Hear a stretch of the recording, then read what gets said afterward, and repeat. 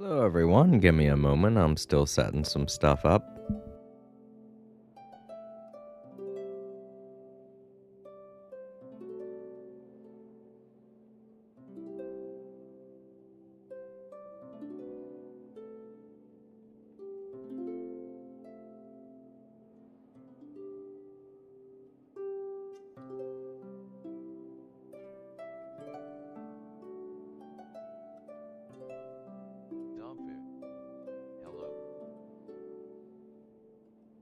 Hey Dumpy, I'm just setting some things up, give me a moment.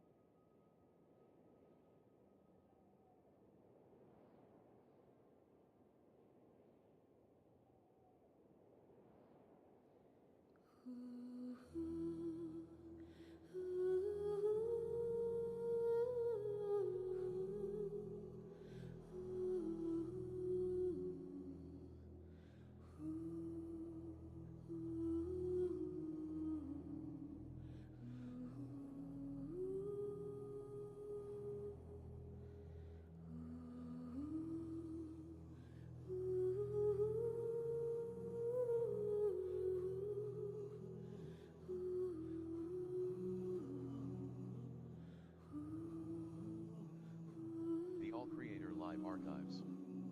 Hello everyone. Please follow the YouTube guidelines. No spamming, no breaking up messages, no fighting.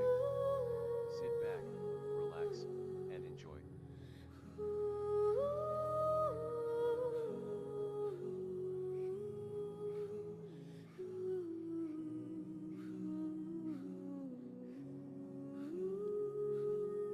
Hello everyone, and welcome to a brand new day of All Creator Live. And I am back, playing more Genshin Impact. And just like that, we're getting started. I know these past two streams have been a lot later than they usually are. I usually don't start this late in the day. I usually start a little bit earlier at around 2 hours earlier. But just needed a little breather before I get started. Took a bit of a nap. Ate a lot of soup for lunch. Way too much. And today's going to be... I'm debating on whether or not to do a story or just make it a chill stream. Exactly. But none of them believed me. You know what? I'm going to get started on story. I said this last time I streamed, that I wanted to do Claren's story this week. So let's do it. Let's do Claren's story today.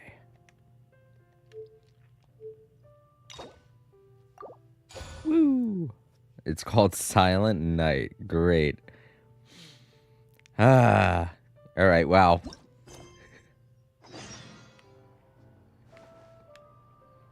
Huh? Do you also see Navia and Clarand over there? They look like they might have run into some kind of trouble.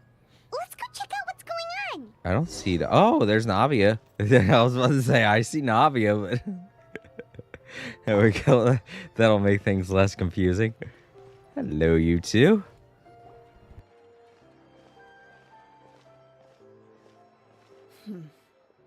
Still no dice? We were apparently walking. We were tiptoeing over to them. It took all night. Now it's right at the crack of dawn. Not at all. And I've asked pretty much everyone in the court of Fontaine already. Lynette's ears drooped as soon as she heard that we'd have to be out and about for days on end. And Fremine, he hid himself under his helmet as soon as he realized there'd be people around that he didn't know. What about Chiori and Charlotte? I feel like both of them would be more than up to it. I've asked them already, but they're both pretty busy right now. I just gave the members of the Spina a few days off, too, so I don't want to bother them either. This is getting pretty difficult. Navia, Cloran, what's up?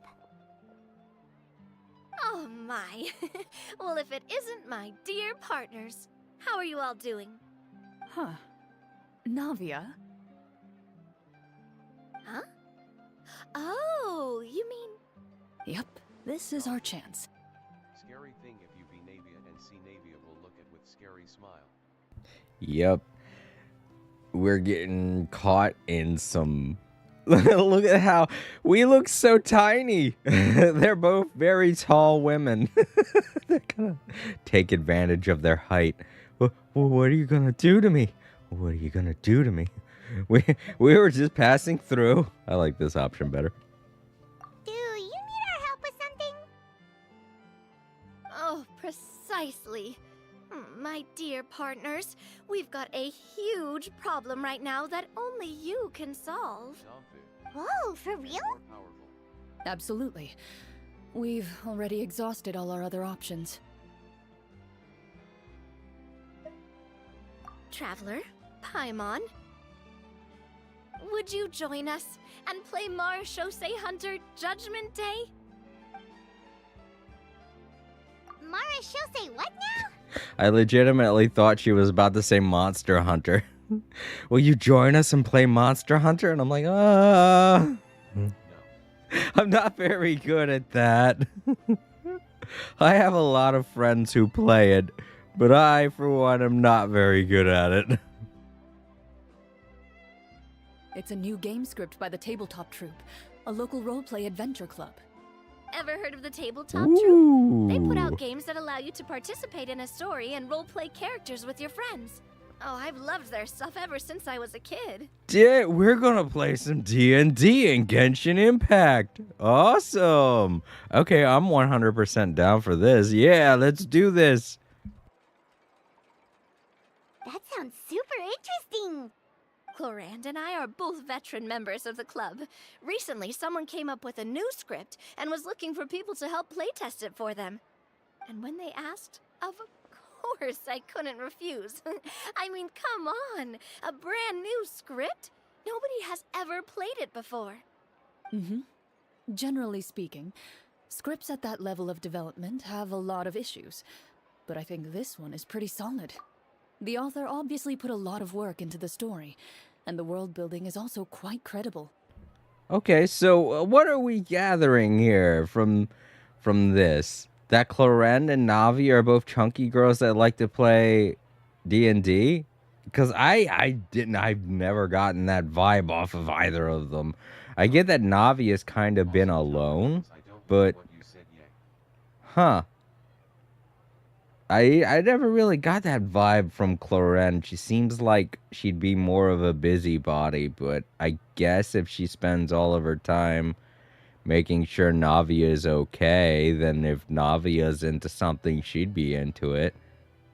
And Navia seemed like she'd be into D&D just because she's been kind of alone. She hasn't really been spending a lot of time with girls. She's been in charge of the Spina with a bunch of guys, so maybe that's where what were her two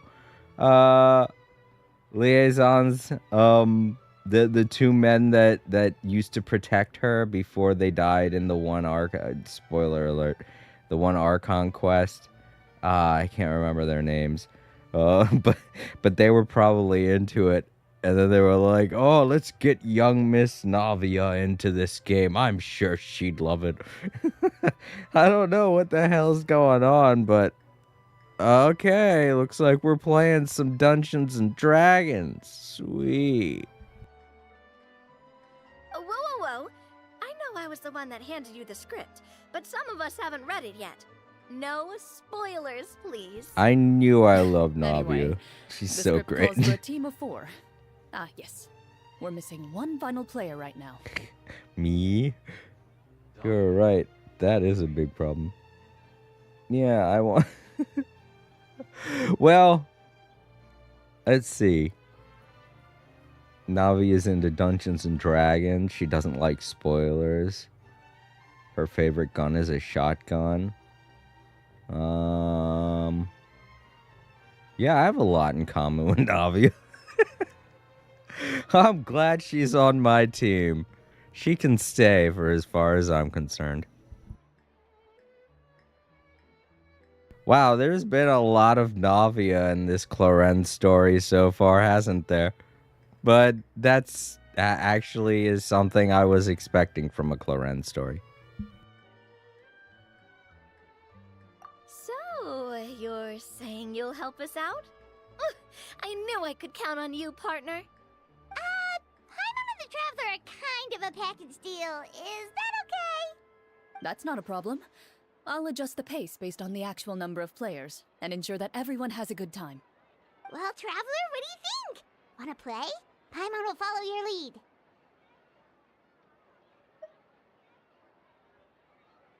Well, that solves our problem. You have our thanks. Woohoo! I'll go grab the script manager from the club right away. The script manager? Didn't you just say that you gave Cloren the script?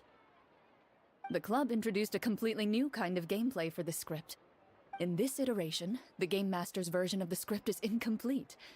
The script manager provides the next part of the script only after players have completed the current list of objectives.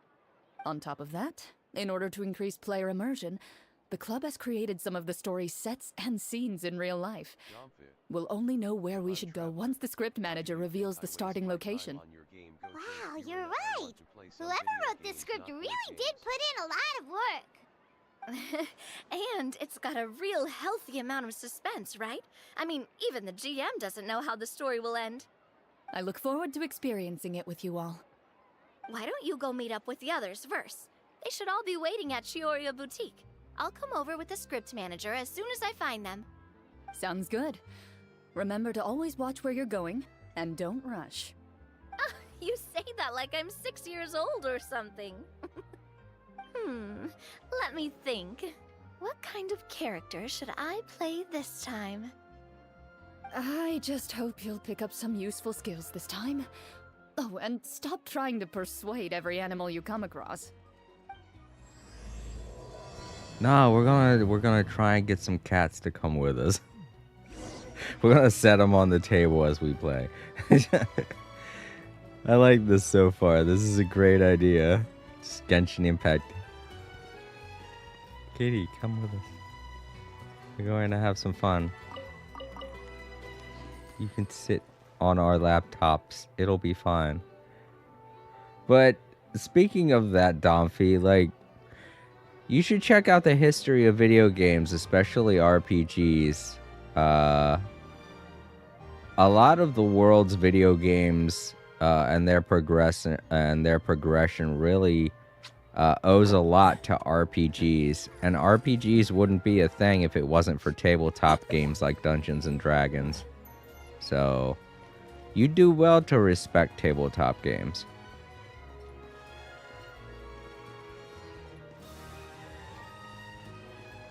Without them, we wouldn't have a lot of the RPGs and a lot of the video games, including Genshin Impact. Huh? Hello there!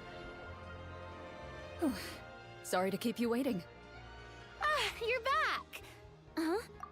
And you've got the Traveler and Paimon with you too! You know what? It's either Farina or... Okay, first one is Tainari, then Yamaiko and Mary Cine, their cats. You know what? Farina is probably the GM. Or In Dungeons and Dragons terms, that would be the DM. She seems like she'd be good at it. But then again, so does Lenny. I don't know. It's a hard toss-up. It's like right now they want me to...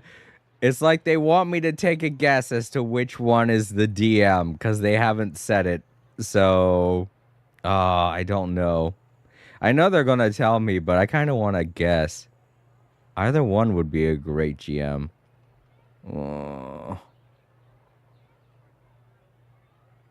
They both have a flair for the dramatic. I'm just gonna say Farina because I could not see Farina stepping in as just a regular player. Either she's in control or she's not playing at all. That's how I see it. So I'm gonna say it's Farina. What a pleasant surprise. I assume you'll be joining us for the game then? Linny, Farina! Paimon didn't know you were playing too. Are you also members of the tabletop troupe? I'm more of a casual member, if anything. I haven't taken part in many formal club activities. Lynette Fremine and I play something similar at the Hotel Bouffe Tété sometimes, but I'm usually the GM. Still, I'm sure it'll be fun being a player for the first time. I'm looking forward to it. Okay, that confirms well, it. I'm not a member of the club at all. Clarion simply woke me up first thing this morning, said there was a good script worth experiencing, and asked if I wanted in. Oh, okay. So she's just here, kind of like us. Okay. Well, did they say who? No, they didn't say who the GM was. Damn, so I don't know who it is. If it's not Farina, who the hell could it be? I hope Farina doesn't bring down the party then. She's like, I don't know what this is, but oh well. I hope she gets into it. If you're interested, I can give you a referral. That should give you a 40% discount on membership fees. I think I'll wait to see how this experience plays out first, especially when it comes to the quality of the script. If it's sufficiently fun, then I'll join. Do you participate in a lot of tabletop troupe activities, Clarinde? You could say that. She's actually one of the few senior game masters of the troupe. Ah, right. I knew about that even when she was still my subordinate. It's nothing. Really, just a small hobby of mine. Wow. Paimon's so used to seeing you be all upstanding and intimidating as the champion duelist. It's kind of hard to imagine you role-playing with a bunch of friends.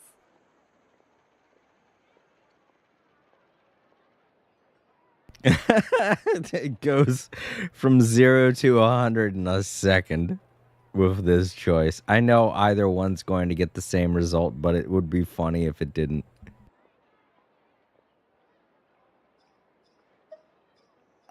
Surely you jest. I would never intentionally make things difficult for my players.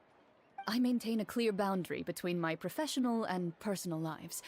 The me you see at court represents the law and order of Fontaine. I put all personal feelings to the side and grant a fair duel to all who seek to defend their honor. But in my personal life, I'm just an ordinary person. Someone who feels anger and sadness, just like everyone else. Well, you say that, but for all the time I've known you, I don't think I've ever seen you cry. I've seen you get angry, sure, but now I'm wondering whether you were actually mad or if it just looked that way from the outside. I was probably in work mode during those times. Is that so? Well, in any case, I just feel like even in your personal life, you don't get emotional very often. So you want to see me cry? That might be a little difficult. A show of anger, though, that might be something I could accomplish. No, that's not what I meant.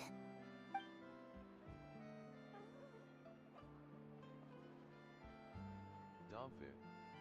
I remember my friend when get Nuglet and one get Furina and my friend who got Furina started laugh at my friend. I'm back! Here, allow me to introduce you to the script manager, Mr. Florian. Oh, darn, the GM is someone that's just random. Alright, well, I'll accept that, I guess. I was expecting this to not really have any other mainline characters, but here we are. We got ourselves a full team. Look at this. If we include Paimon, that's 6 people. Well, that sounds like a good troop. Pleasure to meet you all. Hello. Wait, are you a champion duelist too, Mr. Florian? Oh, no. This is just the costume provided by the club. I occasionally play a few of the roles in my scripts. That sounds like a lot of work. It's nothing. It's the least we can do to give the players a more immersive experience. Anyway, allow me to give you a brief introduction of the script. This script was adapted from the real history of the Marushose Hunters. You all will play the role of hunters from a bygone era and resolve a series of events unfolding in the capital. Yeah, I'm pretty sure Fischl would be good at this game, but at the same time, I feel like if we get Fischl involved, then this would take way too long. This would be like this would be the first story quest that would turn into an Aranara situation. Paimon's not super familiar with the history of the Marushose Hunters. Is that a problem? Oh, no problem at all. I can give you a brief rundown. So, basically, Marushose Hunters were people who dedicated themselves to hunting monsters and protecting the city by using a special swordsmanship technique passed down over generations. Their story can be traced back to the ancient Remurian dynasty, as well as the first hunter, Cassiodor. But I'll leave the finer details for you to seek out and discover later. Mm-hmm. And I'll provide additional commentary as the story progresses. In that case, brave hunters, are you ready to set out on an unknown adventure? Whoa, just one sentence and it's like we're in the story already! Aha, I see many a determined gaze before me. Very well, head over to this location and begin your heroic journey. So, as we follow the story, it leads us to specific scenes? Ooh, sounds pretty innovative. What does the message in the envelope say? It's the exact location of the scene, as well as the formal permission to use the venue. Seems like they have everything prepared.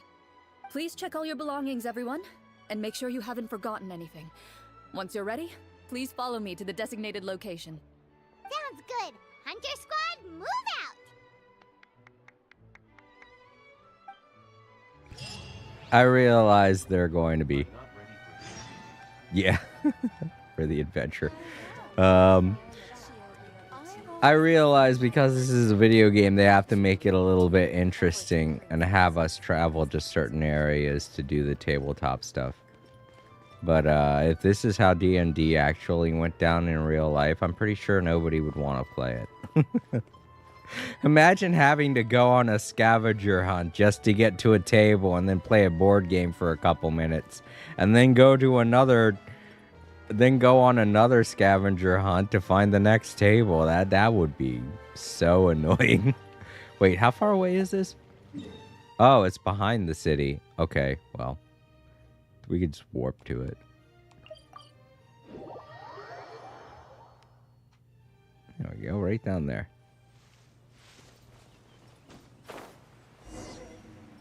Eh? I don't see anything. Oh. Wait, is it underwater now? What? Oh, we're going to play a tabletop game underwater. I applied a plant-based waterproofing oil to my tail. One swish and it's dry. I'm pretty sure there's no amount of oil that would be able to keep you dry in Fontaine, Tenari. Yeah, I'm doing Claren's story quest. Bryce, I'm pretty sure you've already completed it. So, as Navia would say, please no spoilers. I know you, though, so I know you wouldn't do anything like that. Oh, this must be the place. Wow, look at this setup. If we have to travel to different tabletops, they really went all out to do all this. Look, they got a little fishing spot too. Oh, this would be so great. Oh, they really have thought of everything. Even the phaetometer is here and ready to go for us. Dude, I'd like this. I would. I'd just be like, oh, this is great. And we got a little fishing spot. Sweet.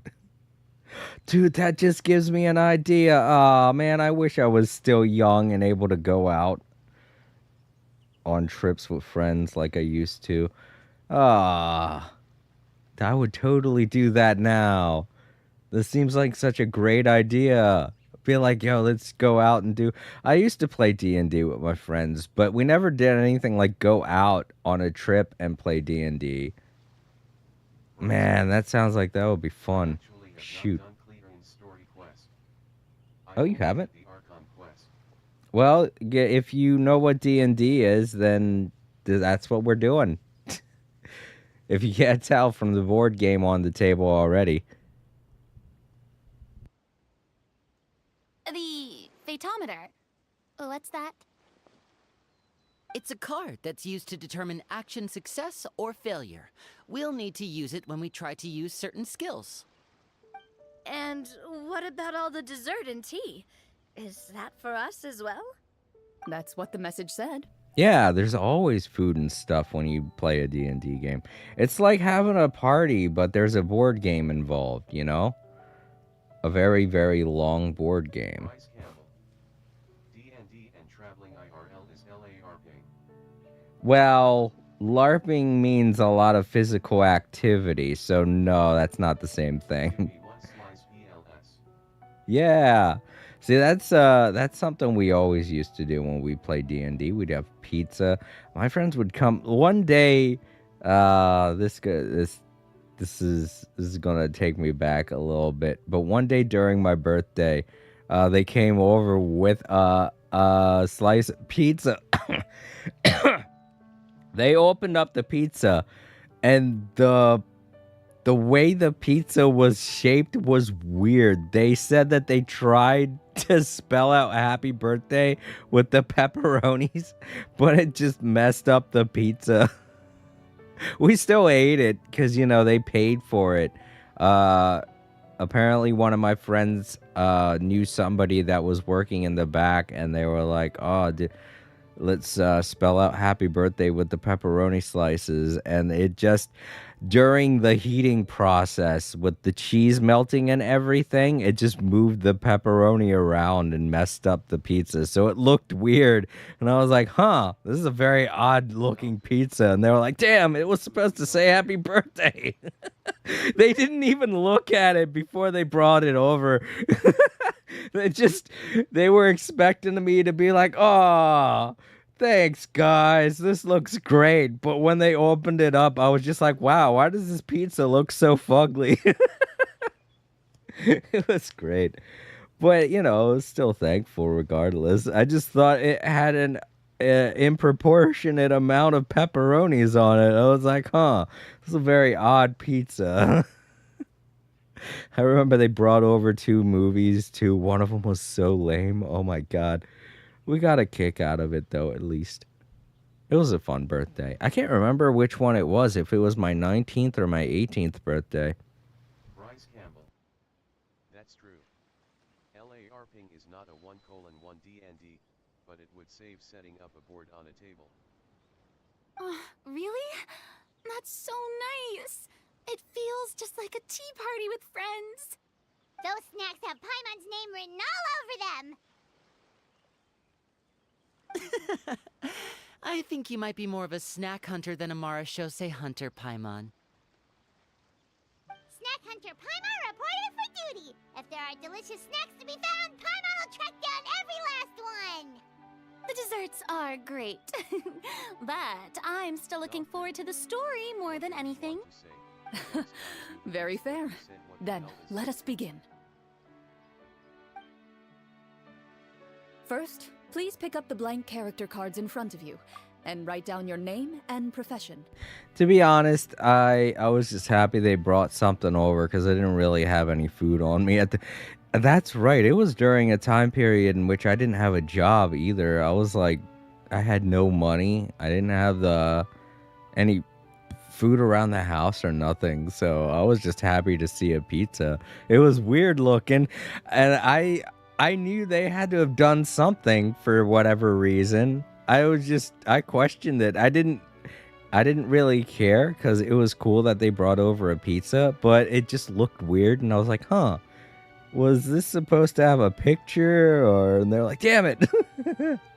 I like it though, because that's the funniest thing about it. They took it out the oven, they put it in the, it was probably not them that did that. It was probably their friend that did that. So what it is the guy handed over the pizza, and they took it thinking it was going to have pepperoni shaped out to say happy birthday. Didn't check on it at all as they were driving to my place. Many like this H hashtag dollar at asterisk and at equals PPY hashtag and hashtag birthday.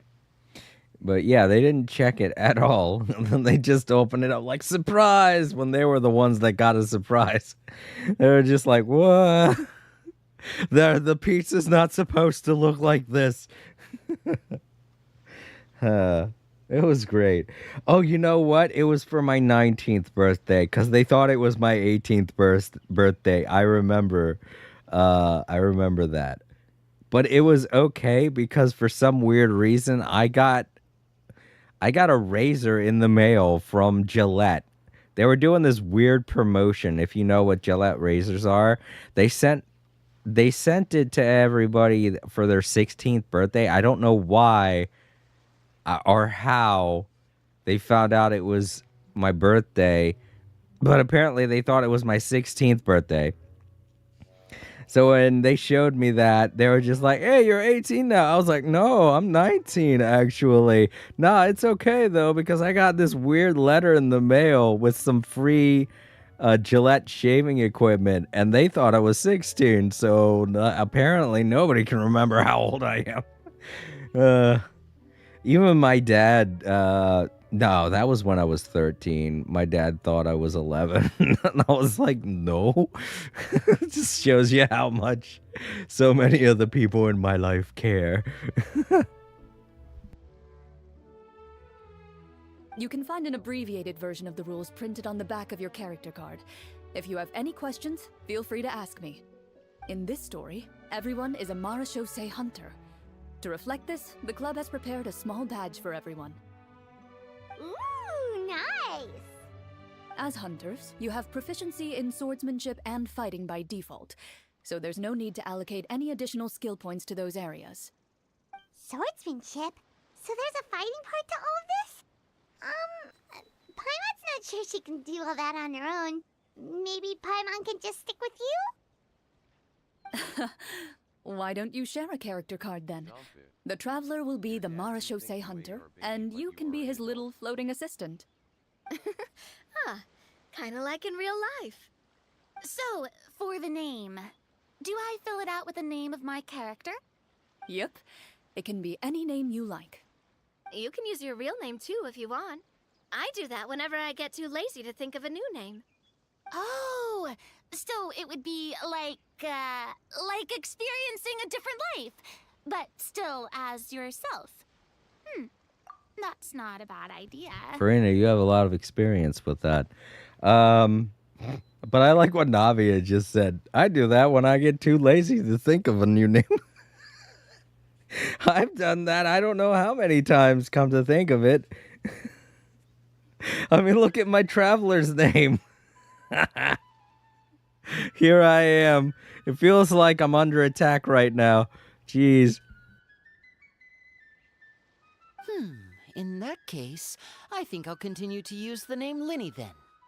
Next up is the skill sheet. Hey, You there's have a Lenny limited being amount a of skill bro. points that you can use to learn a number of skills. The more points you invest in a particular skill, the easier it will be to pass associated checks. I'll take persuasion and investigation. Those are must-haves when it comes to missions like these. Oh, those skills sound like they'd be useful for gathering intelligence. Good idea, Navia. Just as expected of a veteran player. So should we also take those skills then? Not necessarily.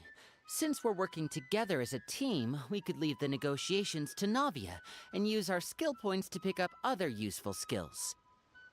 For example, I think I'll take stealth and sleight of hand. That will give us more options if we run into any situations we can't negotiate our way out of. Oh, interesting. I wasn't thinking about it like that. I suppose it's not so different from an acting troupe. Everyone has their own role to play. Let me see. I'll take arts and performance. I'm not quite sure what use they'll be, but I'm not as knowledgeable about the other skills, and I'm not too confident I'd be able to roleplay them well. The crab wants to join us. Let the crab play. Put the crab on the table. That'd be great. If you're wondering where my love of D&D came from, it came from my parents. My mother and father used to play D&D when I was a child. I was too young to understand the game, so I never really got to play with them. But they used to have a group of friends that would come over, and I would play with their kids. You know, it was like all the adults would be playing D&D while the kids would be playing whatever. I was around, it was between my ages of 4 and 8, I want to say.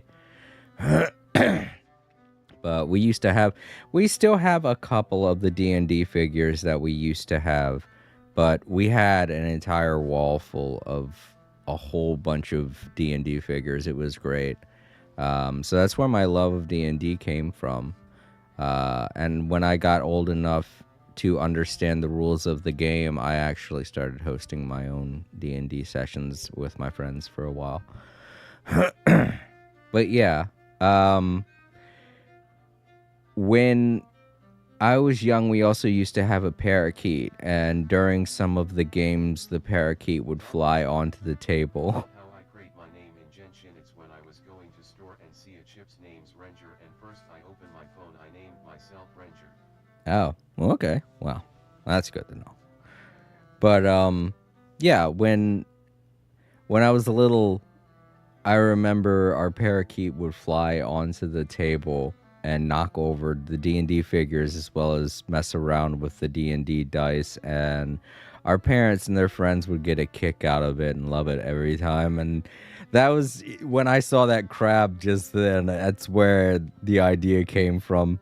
I don't know why, but this entire story is making me so damn nostalgic. I did so much D&D stuff in the 90s. You don't know, guys. You have no clue. Late 80s, early 90s, all the way throughout the 90s, really, was huge for D&D. And if you weren't playing it, then you weren't having fun, you know? But I don't know, in the 2000s and 2010s, D&D just kind of died down, and then it made a resurgence late 2010, early 2000s, but now it feels like it's dying down again, which is sad because it is still such a great party game that's been going on for generations, and to see that it's struggling to stay alive is kind of sad to me. But what isn't dying these days, you know? So many kids these days growing up with so many different opinions on things, and just viewing certain, oh god, I want to say like sellouts, you know, things like taking a look at popular YouTubers and taking a look at things that can make them money and just wanting to do that instead of doing things that they could consider fun, you know? They see something and they're like, oh, that guy's making money off of it, so I want to do it. And that's such a sellout attitude, and it makes me so upset that current generations are just going down that line of thinking and not thinking of things that they could be doing to have fun, you know? It's going to wear them out. With all that shit that those people do, they think it's fun, and they're like, oh, they're making money doing it. It's gotta be so much fun. You gotta think. Literally anything you do in this life that involves needing to make money is going to drain you physically and emotionally. And if you're not having fun with what you do, then what's the point of doing it? Even if you're making money, what's the point of doing it, you know? So it just kind of upsets me to see that people are choosing to make TikTok videos and do these dumb dance crazes and all these things that are just wearing them out physically and mentally because they're not becoming popular and all this shit. And I'm like, dude, just go out with your friends, do something. It doesn't have to revolve around making money. Just do something that's gonna make you happy, for fuck's sake. You don't have to make money doing something. It's so sad. It really is.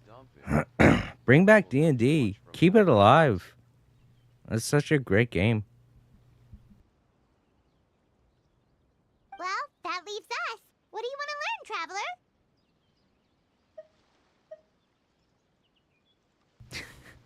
I feel like insight would be, we already have someone doing that, medicine or cooking. God, that doesn't give me very good options here.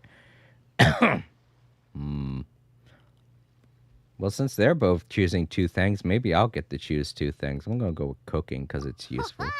Gotta say, this suits you really well. Nothing boosts morale like good food. And medicine.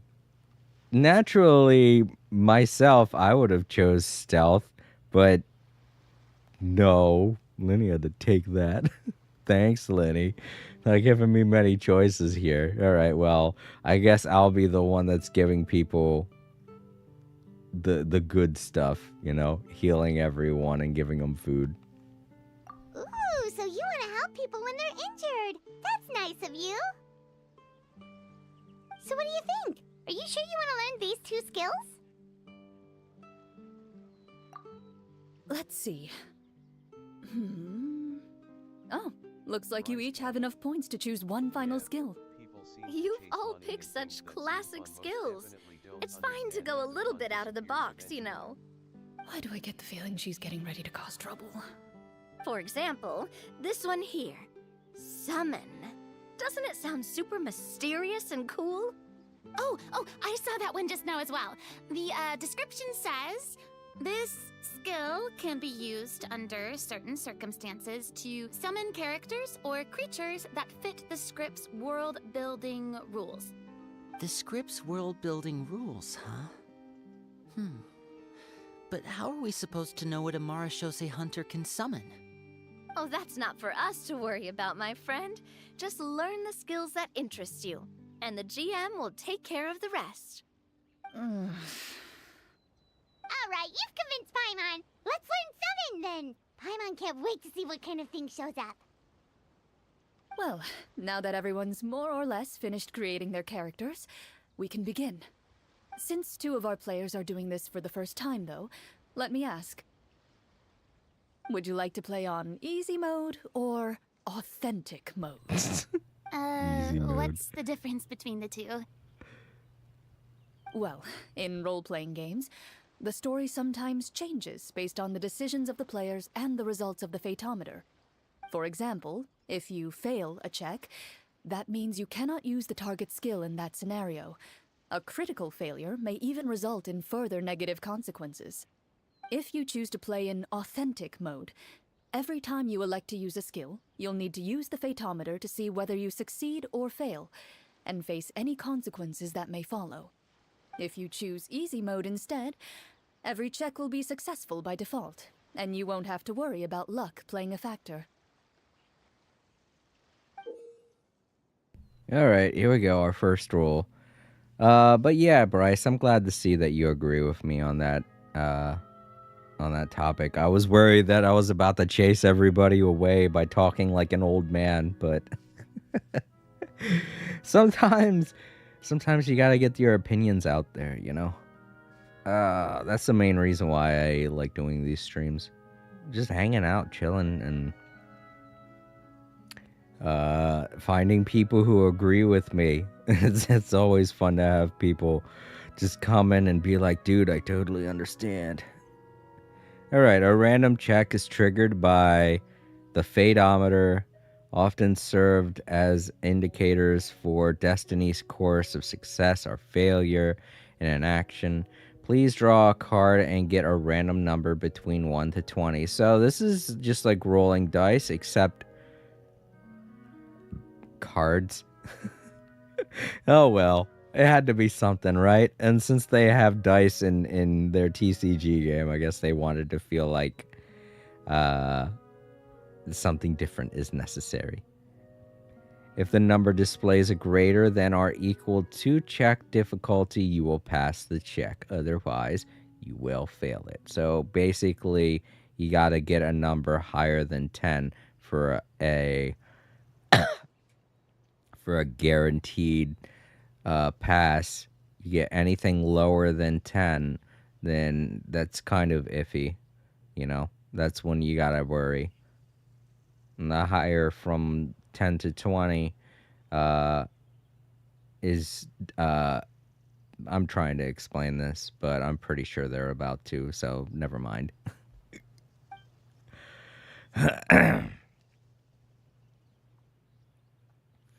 Indicators for Destiny's course or the success or failure action. Press to draw a card and get a random number between 1 and 20. If the number displays greater than or equal to check difficulty, you will pass it. Oh, okay. Well, I don't know why they had to have a second picture for the same description. Players' role-playing and the scene in the story can sometimes affect the result of the check. Your current check bonus will be added to the randomly drawn number. Make it easier to pass checks in easy mode. All checks are considered successful by default. What? That sucks. All checks are... Oh, this is in easy mode. Okay, well then we'll go for authentic mode. I want some challenge. Given that I'd like to focus on the story, I suppose I should pick easy mode. I'd feel bad if I brought the team down by failing my checks. Bryce Campbell. Huh? Oh, come Yeah. on. Don't worry about that. RNG is the lifeblood of role-playing games. I'm going with authentic mode for Oh, sure. cool. Okay, cool. We each get to decide. Farina's going with easy mode, but I agree with Navia. RNG is 100% necessary if you want to play a game. But I guess if you are looking to experience just the story, then this coming from someone who plays most games on easy mode just because. Hey, I started Final Fantasy VII with the harder difficulty, thinking I would be okay. I had to change it to easy eventually, but it still presented a challenge. I kind of am happy with the way they did easy mode in Final Fantasy VII. It was still pretty challenging, and I liked it. It wasn't baby's first game easy, you know. Oh, but what was it?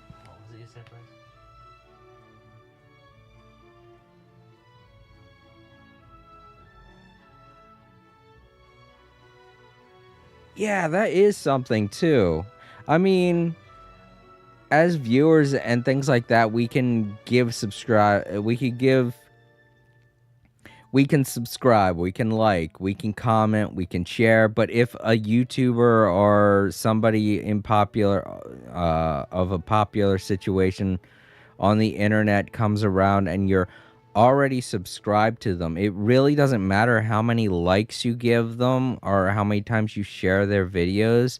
Once they get to a certain point of popularity, those things aren't really necessary anymore. So it feels like you're not really helping them at all unless you're giving them money.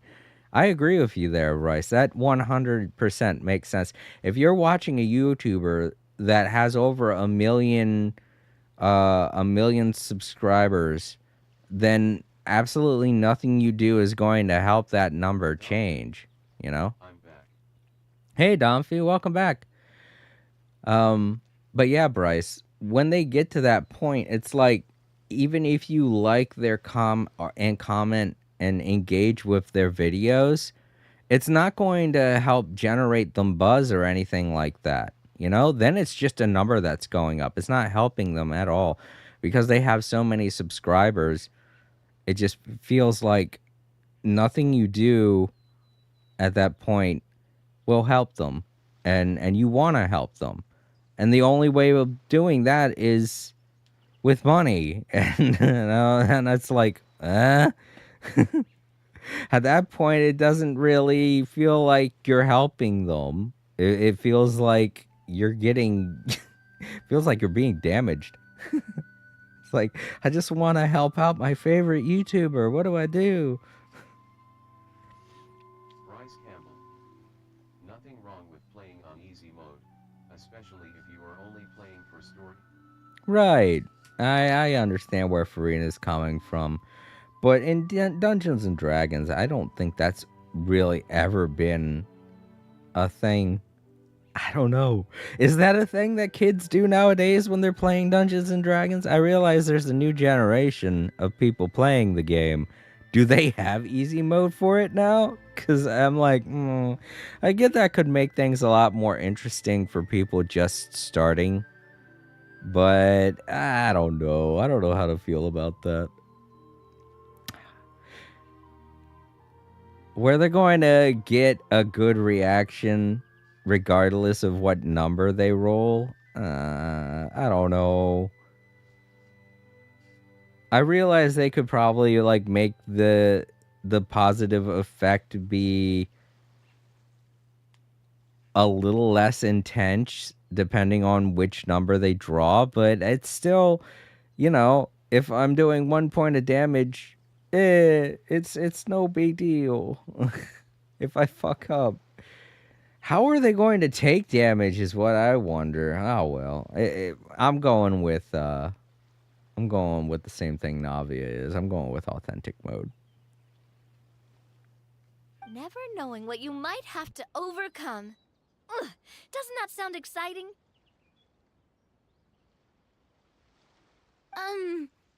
I'd rather be mentally prepared for what might happen. All right, then I'll mark down Farina for easy mode. All her checks will be successful by default. As usual, Navia and Linny will play on authentic mode. What about you, dear partner? How would you like to play? I'm sorry, Farina. I hate to make this an uneven table, but yeah, I'm going with authentic mode too. Are you sure?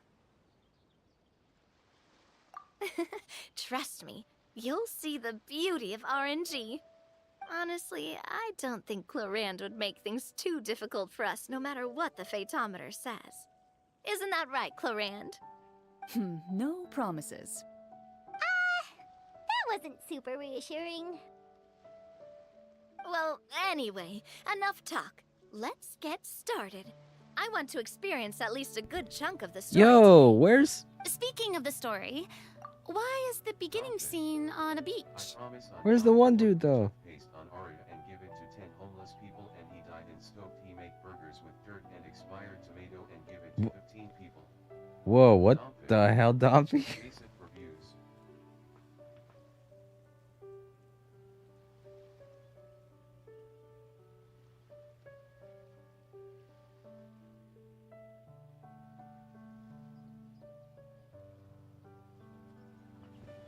Hello there, Jackson. Welcome.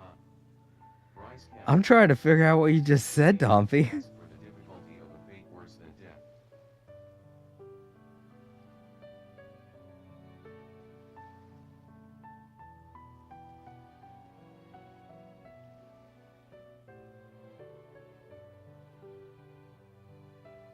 Oh, what the hell kind of a challenge is that? That's awful. I realize you're not gonna hurt them, but at the same time, give them actual food. That's mean. What the hell? Dumpy, whoever's doing that, they need to go to jail. That's just cruel. That's like, they're doing that for views? That's sick. Jackson's in. God, there are some people out He there. said just for views. Just for views. No. It was the thing he said before that. He was talking about somebody putting toothpaste in Oreos and giving it to homeless people. That's mean. That's terrible. What the hell? Ah, I realize it's not going to hurt them, but at the same time, that's mean. That's like pulling a prank on someone who's at the lowest part of their life. You know? Oh, that is awful. This person's like having the worst life possible. And here you are just right, Domfy. That's just awful. Here you are making this sad person's life even worse.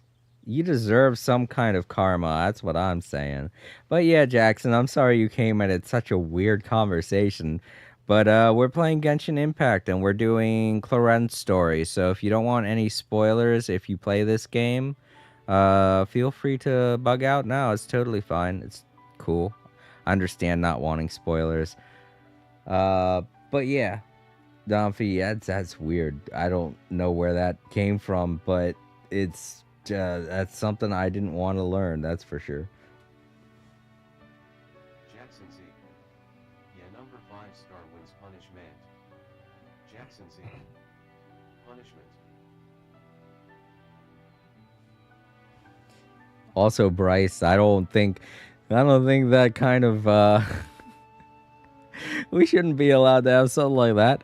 I'm glad they only have two options. If they had a harder mode, I would have been like, man, I don't know what I'm gonna do now.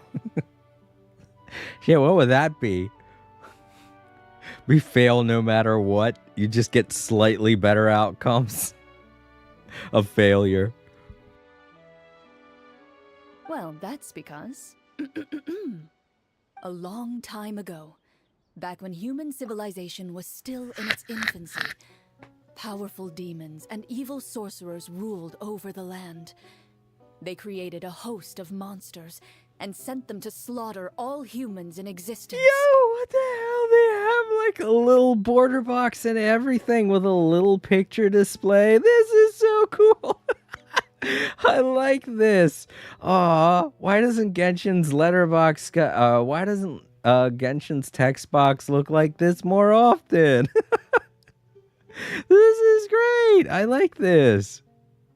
A little picture of Farina's character in the game. Dude, oh, how am I gonna look? Oh, this is gonna be sweet. I already can tell I'm gonna have fun with this. Soon, a group of human rebels banded together. With their swords raised, they swore to brave the darkness, and in doing so, subdue each and every monster that sought their destruction. They became known as the Marashosei Hunters.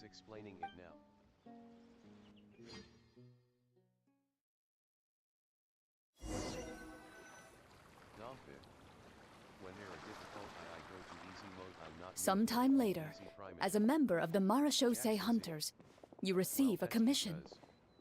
Following the address provided on the message, you take a boat and arrive at this strange city. As you inhale, you can taste the slightly salty air of the docks as you begin to survey your surroundings. There aren't many people in the vicinity, but you do take note of a few others who, like you, seem to be sizing up this place. Your eyes meet, and you realize these people are fellow Marashosei hunters, likely led to this location after receiving the same commission as you. You're all Marashosei hunters too, right? Allow me to introduce myself. The name's Navia, monster hunter by trade and helpful neighborhood businesswoman on the side. What say you to traveling together? We can help each other out on the road. Okay, count me in. My name is Linny. I've been wandering since I was little and picked up a few less than legal tricks along the way. I was adopted by a Marashosei hunter and later chose to follow in his footsteps. Is this where you introduce your character to everyone? It sounds like they've done this dozens of times. My name is Farina, and, I grew up in a noble family, I always had a strong interest in performance and the arts. Even though I'm a Marcia Say hunter, what I really want is to be a performing artiste. Hey, that's really cool. You can do it, Farina. That's exactly how it's done. Paimon is Paimon, a good friend and companion to this Marashosei hunter right here. And,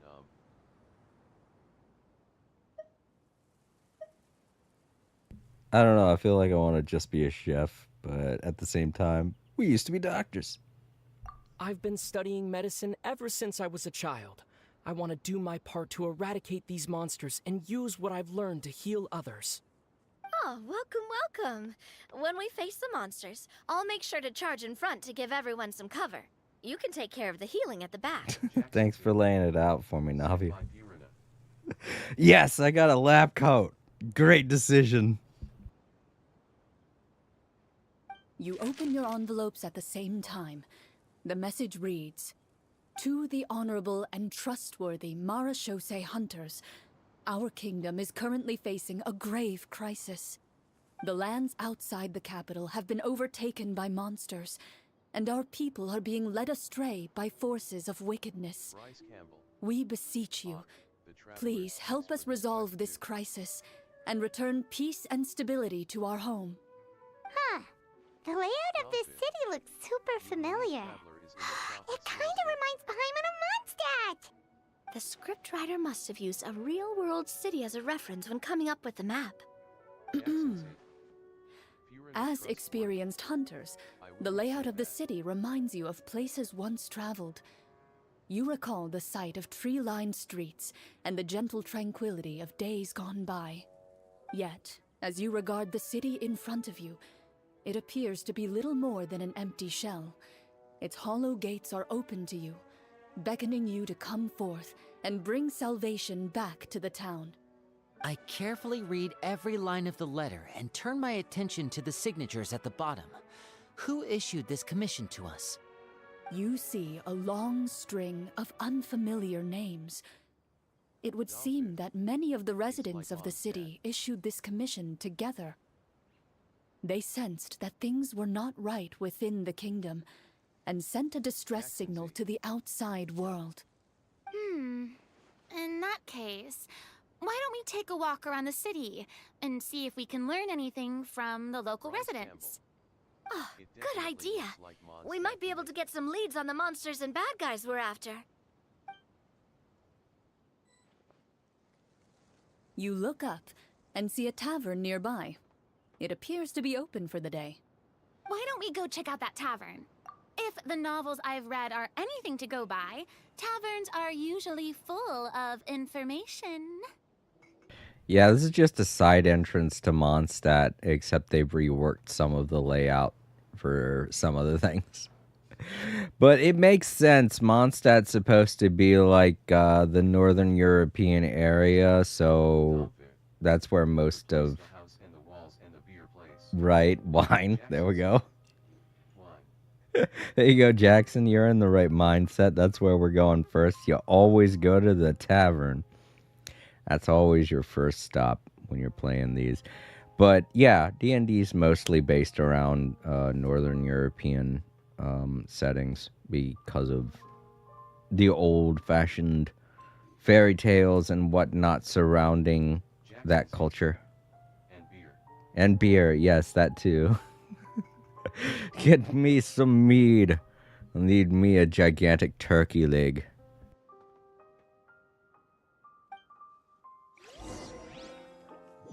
Oh dang, we do get to walk. Okay, here I am. I set the controller down thinking that everything was going to be automatic. Look, they got like a old-fashioned old dingy dinge around the side border of the screen too. All right, so this entire section just takes place in a very niche corner of Mondstadt. Let's go back out to the port. I wanted to check there to see if there was anything going on. Nah, I don't see anything. Right. I would too. if I remember my It character. doesn't seem like there's any information to be gained from the area up ahead. You conclude that this area is best left unexplored at this time. Cloren stepping in for Paimon, telling us we can't go past this area. Wait, how does the... Oh, they've put in a huge amount of fog to prevent us from seeing the rest of the landscape. I was about to say, does it all look old-fashioned, or did they just... Dude, I like this. I can't talk to anybody, though. I guess that makes sense. This is all just set piece, to be honest. I would expect nothing less from this game. Let's just sit down. We're all playing seriously, and I'm just like, oh, and I sit down at a random table and look at the empty table. I try to reach for the stockpile of beer and wine, but no go. As you approach the tavern, you find a plainly dressed woman standing nearby. She appears to be rather troubled about something. No, she's not that plainly dressed. She's got a nice outfit.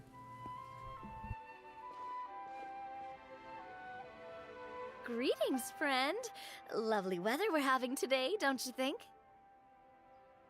Oh, hello. I suppose you're right. The weather today is quite lovely.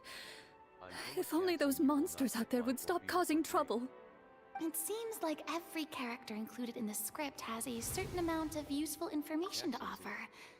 If we keep asking questions, we might be able to get some good leads. Yeah. Well, good news for you, Jackson. In DnD, you usually start out with a good bit of money, depending on what you pick as your profession. So, depending on who you chose as your profession, like, say, my character in this role is a doctor, so I would get a pretty decent amount of money because of the profession. Depending on what you chose as your profession, you'd start out with a decent amount of money, and you could afford to get some alcohol of your choice. So, sweet. You know what? That is a good idea. What would all of you pick? Deal in weed. Right? What would each of you guys pick as your profession if we were playing D&D, if we were a part of this story?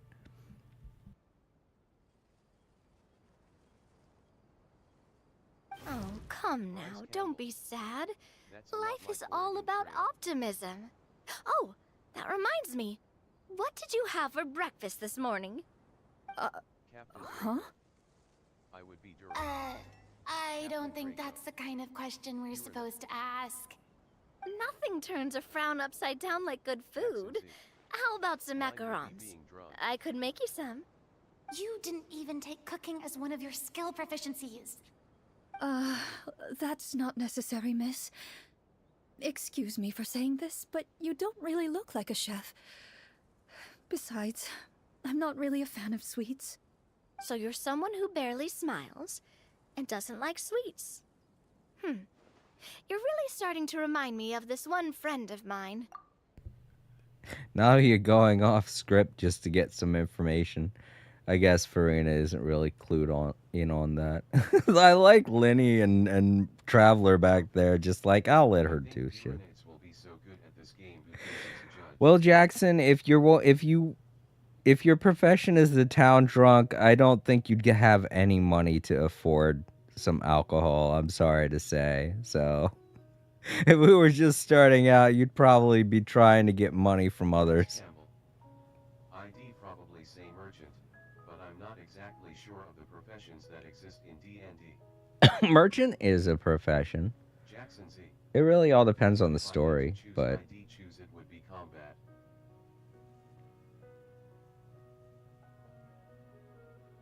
Jackson Z. to get money? Yeah. I don't know if that's a good idea. If you don't have any money and you want to drink, fighting is not a good idea.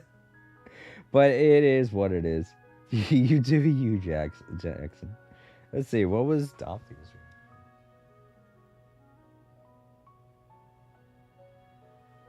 Farina would be good at this because they're a judge. I don't know. She might be. She's not picking up on too many things, like Navia's whole role that she's playing right now. She's doing a good job, even though it didn't seem like she was. She was just trying to get information. All right, let's continue. I'm sorry to those watching in the archives. I don't mean to keep butting in. It's just this is such a great idea for a story in Genshin Impact. Not to earn money, but just to do it. You just to fight. So what it is you'd go into the bar and just be picking brawl fight, just like bar brawls. You'd go in, you'd start fighting with everybody, and then hope you get money, I guess. Welcome to the stream, Jackson.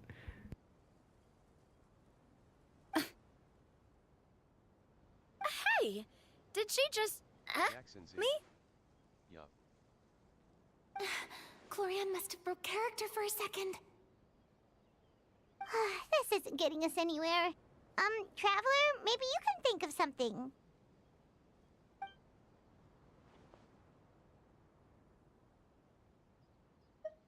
Domfit. Let me ask something. Are you sure? In that case, please refer to the phaetometer. Domfit. Jackson.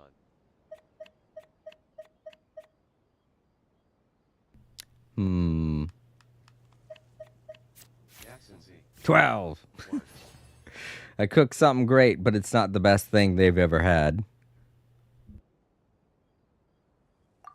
Whoa, it was a Are success! you subscribed? Sad face. You remain silent as you prepare a pot and fire to use for cooking. The woman stares at you with her mouth agape as you skillfully cut the ingredients and toss them into the pot. After some time, a rich aroma begins to fill the air. Jackson Z. Even a passing cat can't help but stop in its tracks and look up My in idea anticipation. was to walk in, challenge everyone to fight. The winner gets Please, the have some choice of food. losers. Who knows? Maybe you'll feel better after eating something delicious. Whoa, that's amazing. Wait. So, as long as you pass the check, you can pretty much do anything? And it won't be seen as absurd? Oh, thank you. You were right.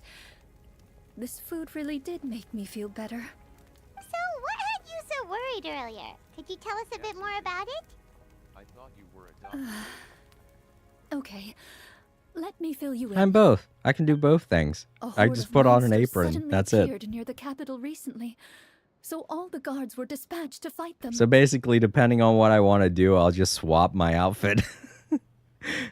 Put on a remember lab when those coat when I want to monsters heal appeared? people. Put on a chef's apron when I want to cook some stuff. I'm not completely sure. I can see that fitting in my All I know is backpack. that my husband was dispatched to fight them 3 days ago. Do you know where he was sent?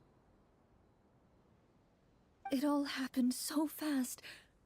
When we said our goodbyes, he couldn't even tell me where they were sending him. You have our thanks, friend. We'll find and defeat those monsters as soon as possible. We sincerely hope your husband will be able to return to your side soon. Put poised or beer and wine in her. Oh, thank you. Don't worry. We'll find him. Just try to remain optimistic and wait for good news. We don't always get to choose what happens to us. But we do get to choose the little things like what we eat and how we respond to the things life throws our way. Jackson. I hope that one day, you too will recognize the power of something as small and inconsequential as a delicious dessert. I'll do my best. You bid farewell to the woman and continue your journey further into the city.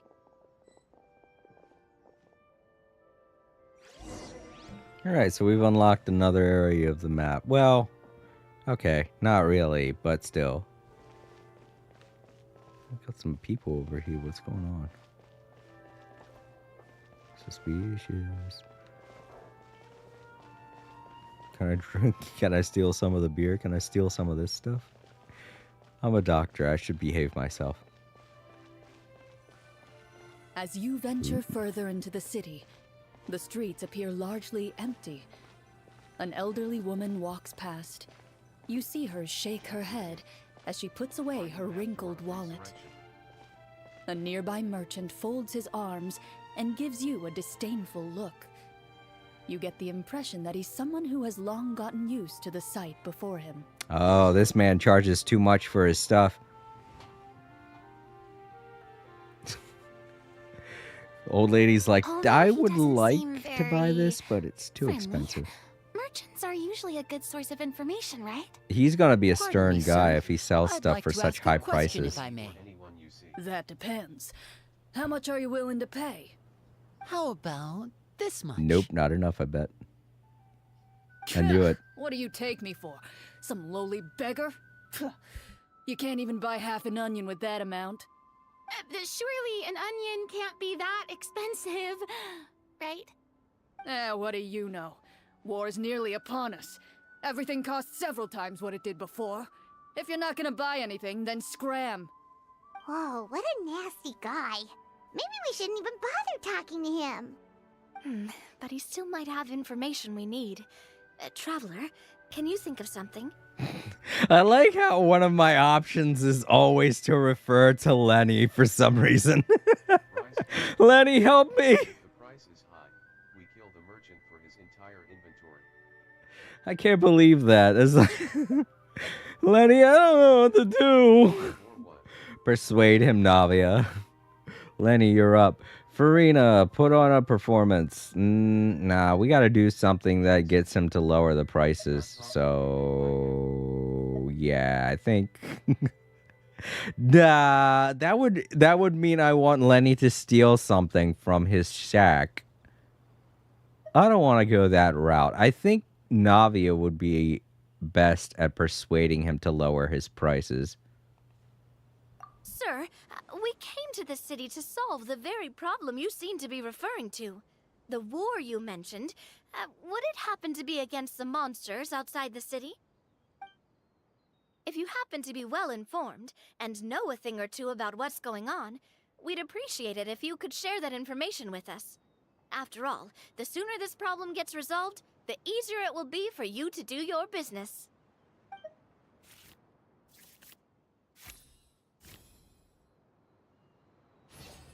Plot twists, all the cards are 12. What the hell are the odds of that?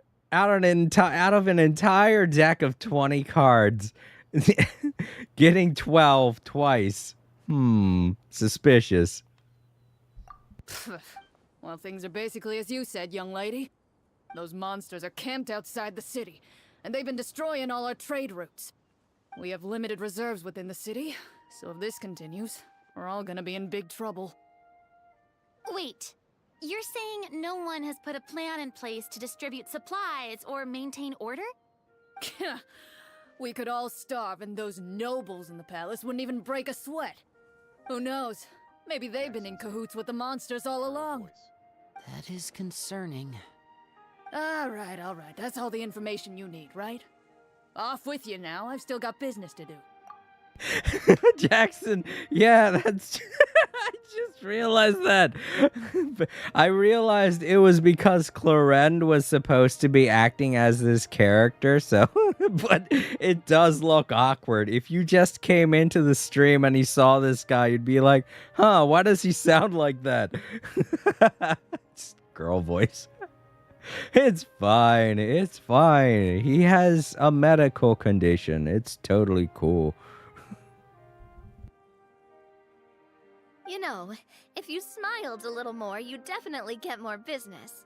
And I bet that would make your life just a little bit sweeter. I'm not saying it's guaranteed to work. It's just a tip. What? Bryce Campbell. Dude, Navi just told him to smile. Clearing to be Arsene Lupin. Jackson. Right. Oh, right. Now he's gone. Well. She told him to smile when he ran away crying. That's what happened. All right, so where are we going? Explore the area nearby. All right, so I guess we're going to have Should to... we try to go somewhere with more people? Yeah, this area does seem a bit... Oh, how about the city square? Follow me. Looks like it's up that way. Yeah.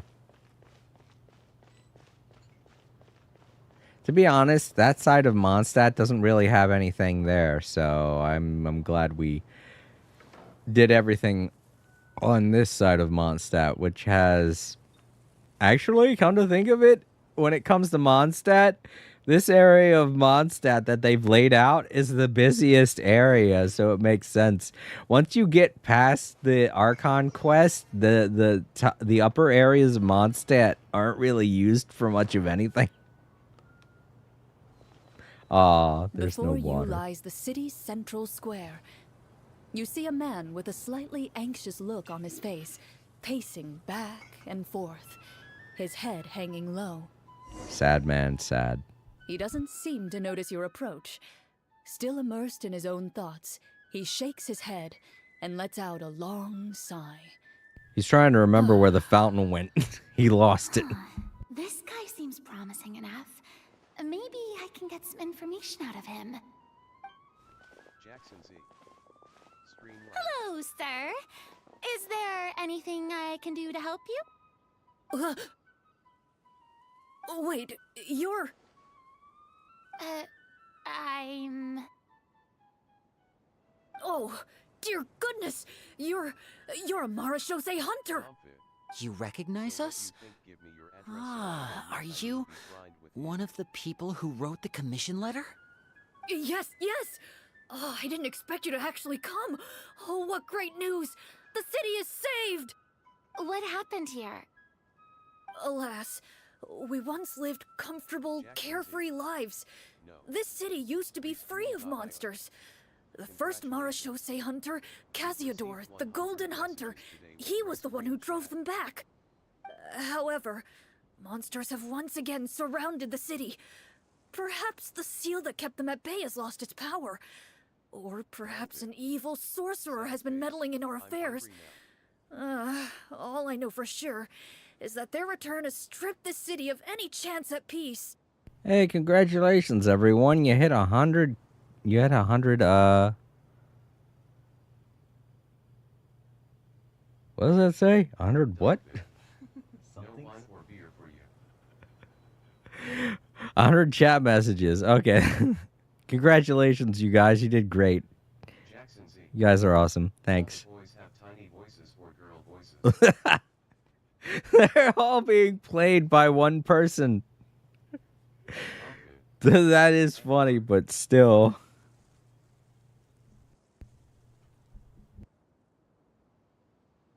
Are there Jackson not Z. enough soldiers to drive them out? It's not a question of numbers. Yep, I The guards definitely simply was have talking. no idea how to deal with them. Yo, Captain Draco, welcome. It's good to see ya. Glad you could join the party. We've got quite a few people here today. It's a pretty lively chat. Glad you can make it. Most people my age have never even seen one of the monsters, much less been trained to fight against them. What's worse, many of us don't even know the history of the Marashose hunters anymore. When I was a child, though, my grandfather would tell me stories about how the Marashose Jackson, hunters try drove back the refreshing monsters. your browser. So, on the off That chance sometimes that helps something fix might lag. come of it, I decided to reach out to you. To be perfectly honest, I was starting to think all those stories were just tall tales. But now that I've seen you in person, I finally know that it was true. Well, you can rest easy, friend. The righteous and formidable Marashose hunters are on the case. The man is touched by your determination and resolve. Done. His eyes begin to well with tears of relief. Still, if we are going to hunt the monsters, we need to know where to find them.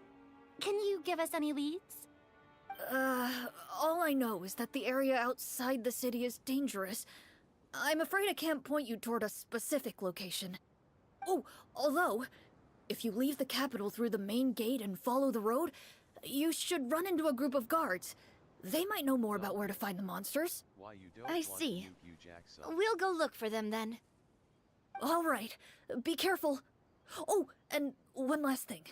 Jackson The Z. monsters outside the city are just looks part of the well-factored. problem. There are evil sorcerers inside the city as well, so be on your guard. They're actively working with the monsters, and have corrupted the court ministers with malicious magic. They're the reason why, even inside the city, everything has been a giant mess. Even one of our kindest ministers has turned into a boorish and unreasonable figure, interested in nothing but enacting laws that exploit the people. Jackson's Who knows how much longer we'll be able to go on like this. Talk about being stuck between a rock and a hard place. I feel bad for him. Comfort. Maybe we I should wonder try what to cheer him up. factory I just killed his fried bread. Jackson Z. Huh? I'm drinking wine. Like, now? Is this really the right time? I appreciate your kindness, but for now, it's more important to focus on the crisis at hand. Brave hunters, I leave the future of this kingdom to you. Oh man, I was hoping the song would probably be good. I mean, we were in the middle If I of the understood square. It would have been the there are perfect currently two placement for it. problems in the kingdom that need solving, right? Exactly. We need to defeat the monsters outside the city and take down the evil sorcerer stirring up trouble from within. But which problem should we tackle first? Well, this seems like a good moment for a break. Take some time and discuss what you want to do. Let me know when you've made your decision. I really didn't expect the people in the city to keep us at arm's length like that. I totally thought the hunters would be treated like heroes. Well, Clarence said the script took cues from the real history of Fontaine, right? Maybe the real-life Marashosei hunters were also treated like that. I wouldn't say it's a perfect representation of history, but there are definitely some similarities. Would you like to hear more about it? Sure. As long as it doesn't spoil anything in the script. You've brought up bits and pieces of the hunter's history before, but it was all in passing. Paimon wants to know too. The hunters were super powerful, right? Were they all from a special line of supernatural beings or something? Kind of like the yokai in Inazuma? No. All Marashosei hunters were ordinary mortal fighters. The only thing that set them apart were the special sword techniques passed down over the centuries. Huh? So you mean anyone could become a Marashosei hunter? In theory, yes. All you would need to do is survive the rigorous training and master the swordsmanship techniques required to fight the monsters. Still, most people dropped out at the early stages, and others called it quits the minute they saw a monster in person. To become a hunter, you must be strong in both body and mind. What kind of monsters did the hunters fight exactly? Oh, and the evil sorcerer the script mentions. Did they exist in real life too? The land of Fontaine once played host to an ancient dynasty known as Yeah, I'm pretty Lemuria. sure Farina would like that. After That'd that be dynasty definite. fell, monsters That'd be began up to her appear, alley because it'd be easy intent on mode, obstructing super easy humans from mode. establishing a new social order. One of the ancient sorcerers of Lemuria used his power to assemble a formidable army of golems. He sought to use that force to establish himself as king. Now, wait a second. Don't tell me that guy was the inspiration for the evil sorcerer in the script. We still haven't found any in-game information on him yet. So, why don't you talk about someone else for now? Well, I wasn't planning on going into anything you might be able to find out in the game. But if you want me to talk about something else, then... How about Casiodor, the Golden Hunter? Or Egeria, the ex-Hydro Archon? Here's Chad Lag. Alrighty, Donphy. Thank you for stopping by. It was good seeing you. I hope you sleep well and have a great night. Also, Jackson, I'm sorry you're experiencing lag in your chat, but sometimes that does actually happen to me too. I have a preview set up to where I can see the chat, and sometimes there is lag. But don't worry, you can always check the chat over on the stream's preview, you know, because it's right there. I have it on the screen for a reason. So if you are having a hard time seeing chat on YouTube, just watch the video. I have it. It pops up regularly there, even if there is a even if there is a lag. But yeah, Donphy, it was good having you here. Thanks for stopping by. Sleep easy. All right, let's continue the story, everybody.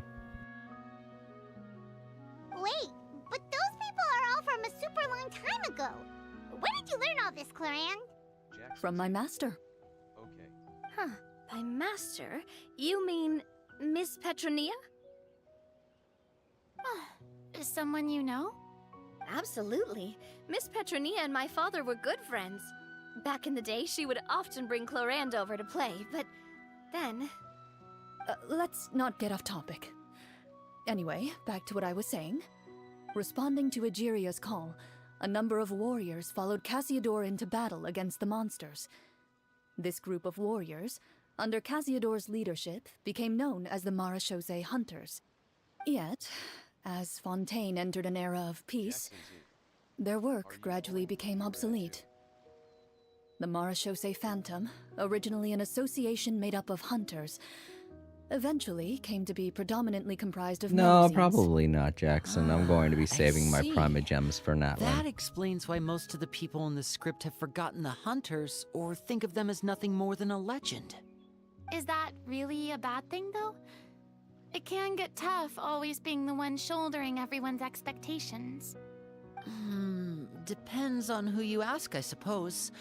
If the name of the organization no longer commands respect, investigative work is bound to suffer. Speaking of investigations, which problem should we tackle first? Monsters or evil sorcerer? I vote monsters. That's the main duty of the hunters, right? We can come back to the sorcerer later. Well said, Miss Farina. Plus, if the sorcerers really are the masterminds behind this whole thing, defeating the monsters could give us some clues on their intentions as well. What about you, partner? What do you think? Jackson Z. I'm pulling It's for Clorand decided then. 5-star was D All was right. 5-star in my After some discussion, you decide to turn around and head out of the city.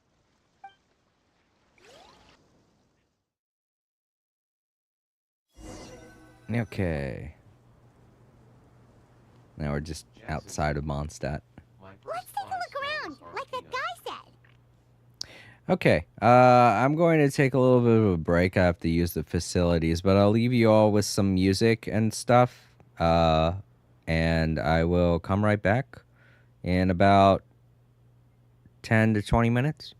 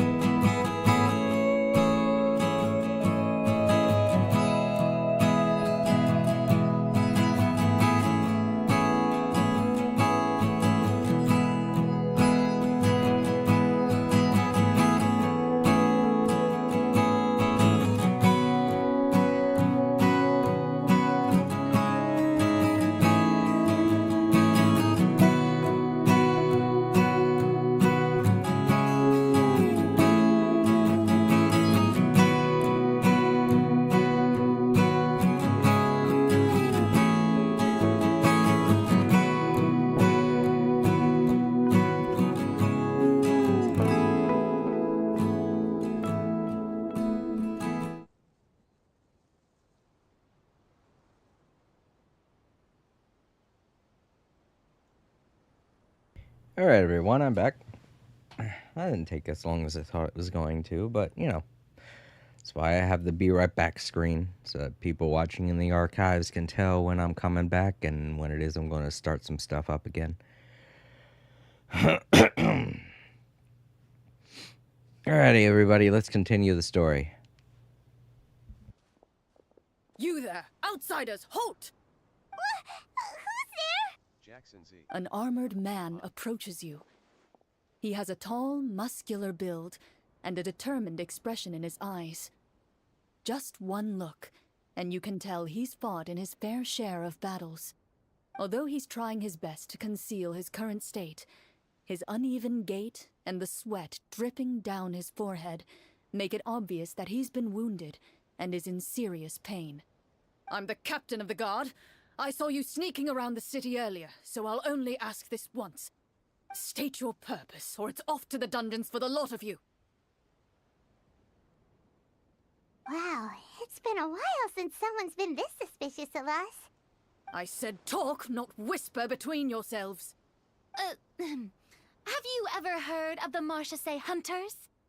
Marachose hunters? Ha! That fairy tale, you mean? What, you expect me to believe you're one of them? Jackson Z. I love pain.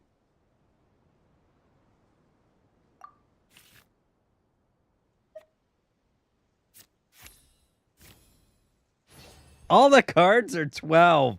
I'm telling you right now, all of the cards are 12. They're not even trying to hide that fact anymore.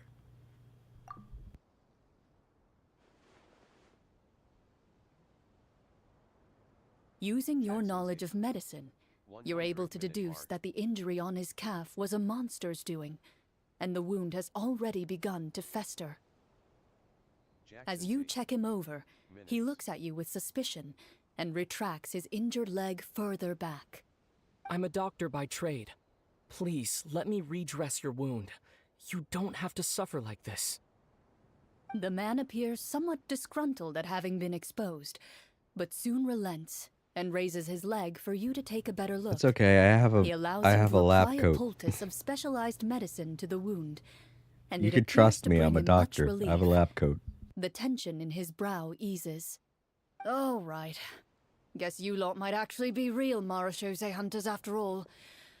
In any case, you've successfully treated my wound. So, what do you want to know?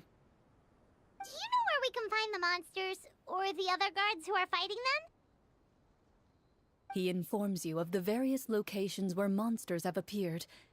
He looks in that general direction with a pained gaze, as if a thin, invisible thread is pulling on his wound. Some of our new recruits have never even dealt with a petty thief. Some And medicine now they're is out wine. there fighting monsters. If it weren't for this cursed leg. Oh, please, sir. Don't get too worked up. You need to focus on your recovery. Just leave the monsters to us. We're Marachose hunters, after all. Hearing you say that, a glimmer of hope flashes in his eyes. But it disappears almost as quickly as it came. Those monsters aren't easy to deal with. But if you insist on going, I won't stop you either. I just hope all the guards will be able to come back to their families alive. I wish you the best of luck.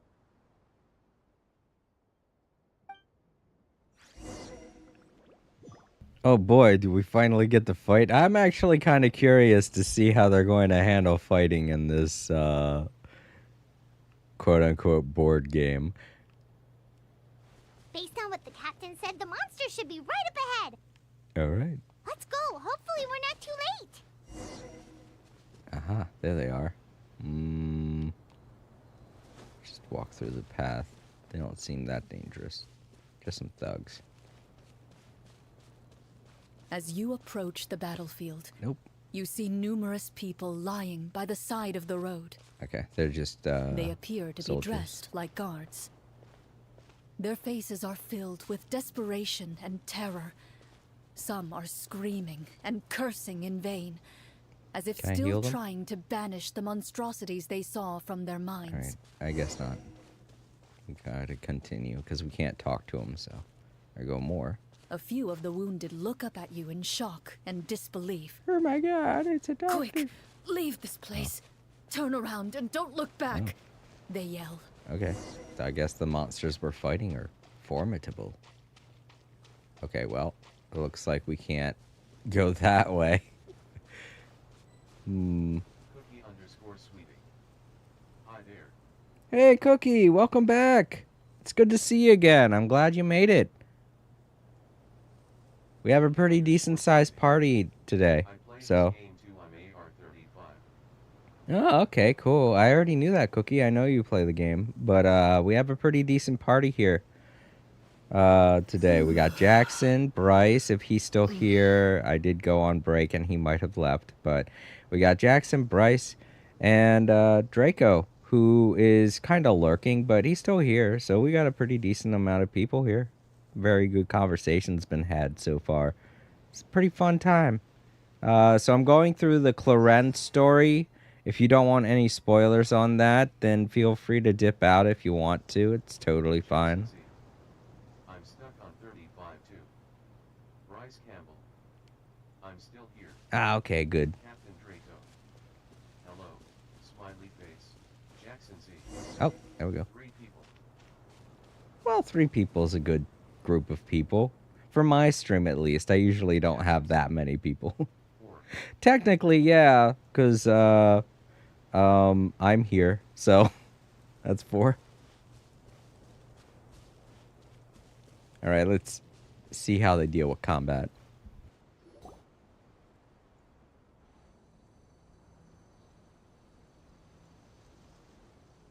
This is the place he mentioned, right? You see broken iron swords scattered all around you, and downed trees riddled with terrifying claw marks. All the signs point to one thing. A truly devastating battle just took place here. Be on your guard, everyone. The monsters might still be around. Before you can finish your sentence, you hear rustling sounds from the surrounding bushes. The monsters have emerged. They close in on you without fear. You get the impression that, in their bloodthirsty eyes, you're just another meal for them to devour. A little help here! This thing wants to eat Paimon! Your battle round begins. Now. Bryce Campbell. I was stuck on AR-35.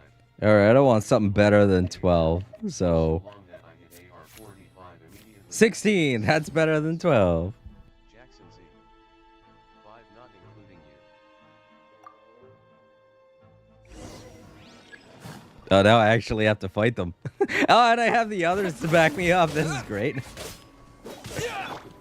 Strike a pose! Let my name echo in song! A round of applause! The next battle round begins now.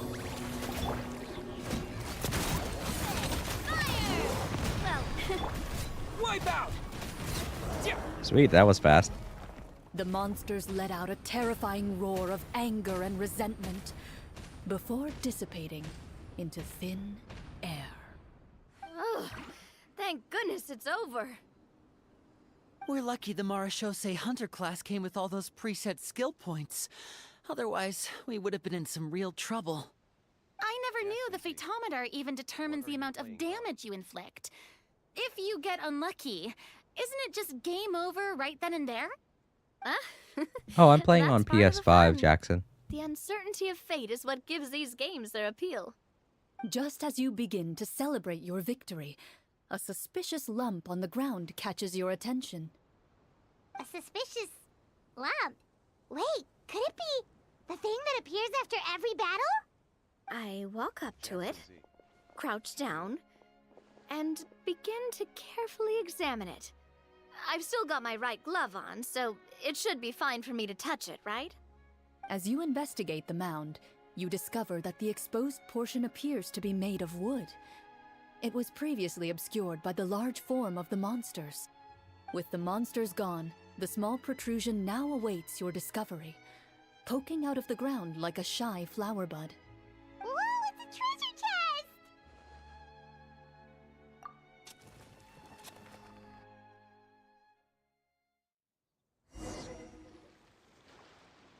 With everyone's help, you successfully excavate the wooden chest from the ground. Even without opening it, you can tell from the mora and jewels scattered around the chest that it must contain quite the fortune. Makes sense. We worked hard for this. Let's open it and we can share what's inside. I can understand your excitement, Paimon, but think about it. Doesn't it seem like there are people out there who need this treasure more than us? Yeah, Jackson Z. think about all the people suffering in the capital. Or all those guards who got hurt fighting the monsters. Wouldn't it be better if we gave the treasure to them? Wait, is that how it works? Paimon thought since we were the ones to dig it up, we could just take it for ourselves. Well, let's put it this way. Any decision you make during a role-playing game can impact the future course of the story. But would the people really believe us? Jackson Z. It's hard enough for us to prove we're Marchese hunters. What if they think we procured the treasure illegally? They might get even more suspicious of us. That's definitely something we should consider. Maybe we can come up with an explanation in advance. Well, if donating it could cause that much trouble, why don't we use it to buy some gear and fill up on good food?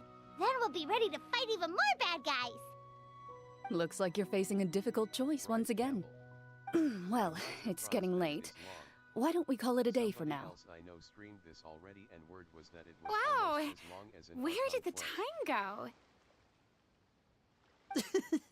go? I'm not sure if it's because I'm having so much fun with you all or because the story is particularly enticing, but I feel like I could almost keep going. Here, here. Ooh, how about we play through the night? I'm not sure I'll have enough energy for that. Yeah, that won't work for me either. Lynette will give me an earful if I get home too late. I understand how you feel, Navia, but we have to change venues for the next part of the story anyway.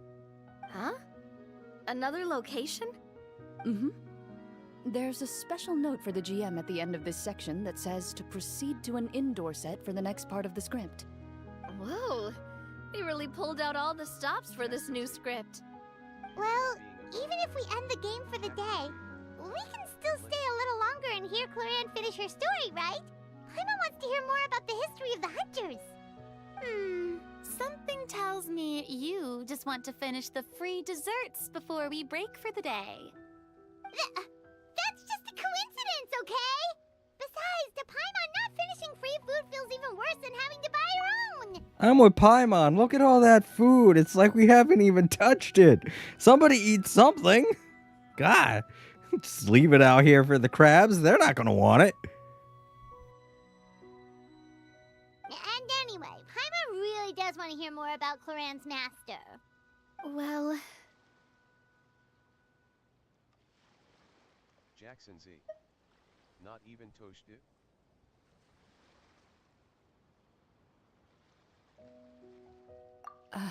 It's nothing. I appreciate the concern, but it's all in the past. It won't do any harm to share these things now.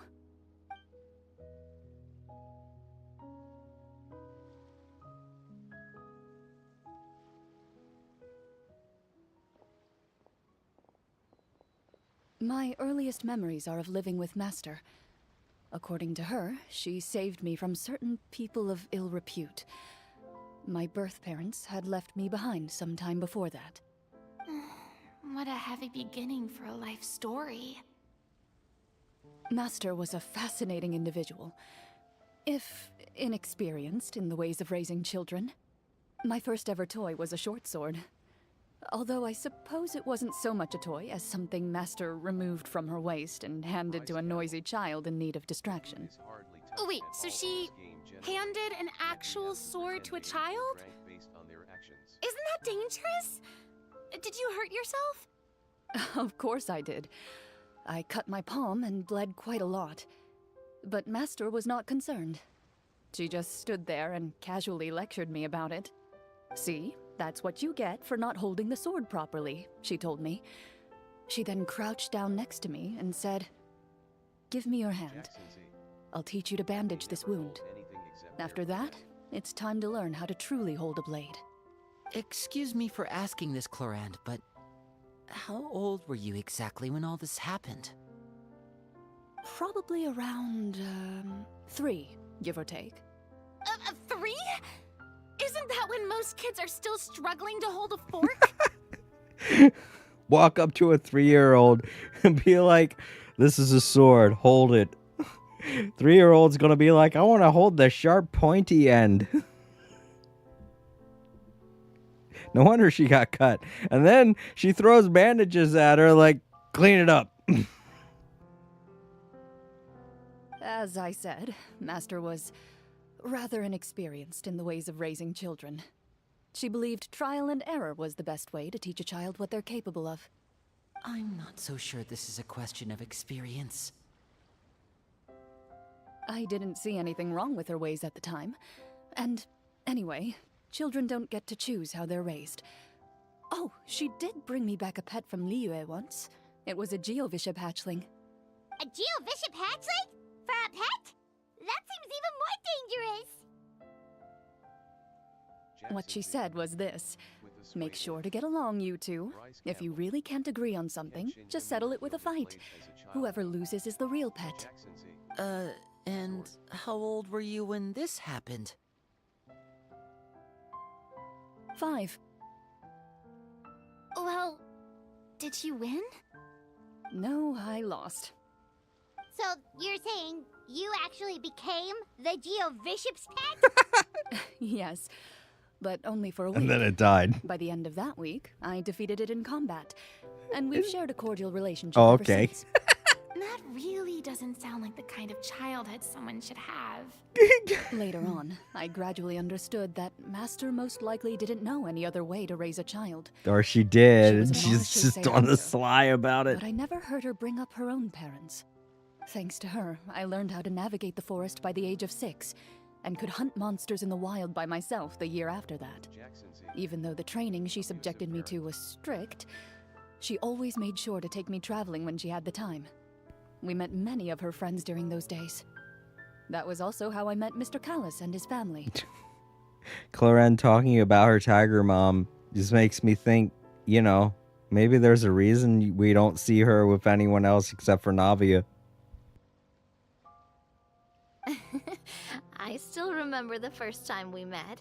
You were too scared to join our picnic and hid behind Ms. Petronia the whole time. I still hadn't really met many children my age at that time, so I didn't know how to interact with others. After that, though, you started coming over a lot. You loved challenging people to shooting competitions, remember? I don't think many members of the Spina ever beat you in one of those. I had a lot of fun during those days. I enjoyed them too. Oh, do you remember that one time we went exploring around the Spina together? We overheard Papa call your master Fontaine's Protector of Justice. We tried to pretend like we never heard anything, but you nearly let it slip that one time.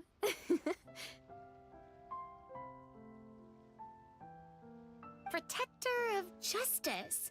Oh, wait, you mean that vigilante hero from 20 years ago?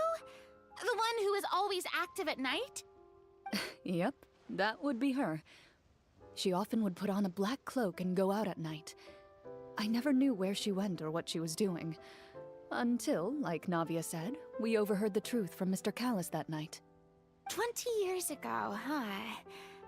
I still remember the guards leaving all kinds of witness reports about her on Nervalette's desk.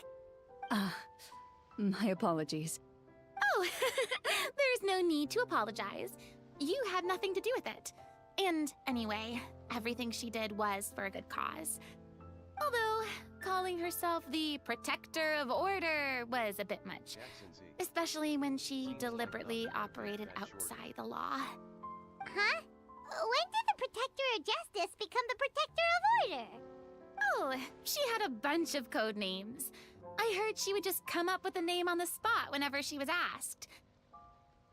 Later on, she probably got sick of answering those questions and decided to stick to just 2. The Protector of Justice and the Protector of Order. That sounds like her, all right. I bet she forgot which of the two she'd use by the time she got back each night. Well, she certainly sounds like a fascinating individual. With her strong sense of justice, it's no surprise her student followed in her footsteps. It's true. I always wanted to become like her. Someone powerful, independent, and with a strong sense of conviction. But...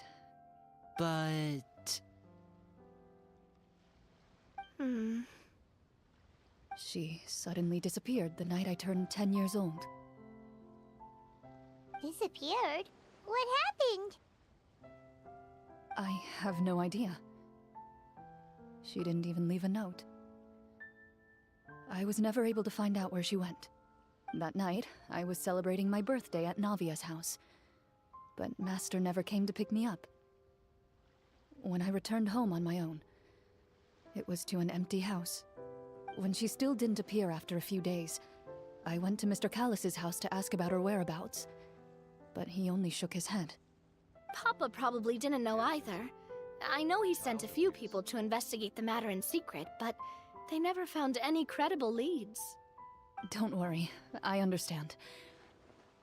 To be perfectly honest, given Master's personality and way of doing things, it all made a lot of sense. If I had to guess, I'd say she probably used it as an opportunity to force me to become independent.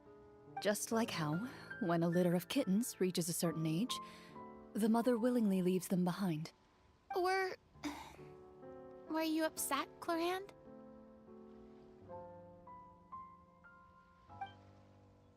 I was at first, but not anymore. I don't believe Master would suddenly disappear for no reason.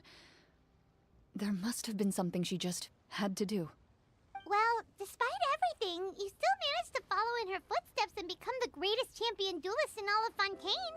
You're practically a living symbol of law and She justice. sounds like her voice is cracking. I suspect my position would be far too by the books for her. Master always did whatever she pleased. But you're right. I suppose I do take after her in some ways. Who knew Clorand had such an interesting past? I never had the chance to ask her about it before. I wonder... if Clorand's master were the champion duelist back then, would that duel against Mr. Callus have gone differently? Oh no. Judging by the atmosphere, Clorand and Navia are probably thinking something similar. The mood just got super awkward all of a sudden. Well, anyway... would you look at the time? It's getting dark, so we should probably call it a day for real this time. If we keep talking like this, we really will be here all night. I had a great time today, Miss Clorand. Thank you for being our GM. Anytime. The script was good, but I've got to say, your childhood stories were even better. Hey, you should tell us more about that fight against the Geo-Bishop sometime. Maybe your master was onto something. You could be right. What does she mean, onto something? I certainly don't know any 5-year-olds who want to fight a bishop in their spare time. Guess I'll head back as well. I need to save my energy if I want to continue enjoying the story tomorrow. You're that excited to hear about my fight with the bishop? I was talking about the script. Sure you were, Farina. All right. So this actually feels like a good spot to leave it off. They're giving us some time to do whatever we want to.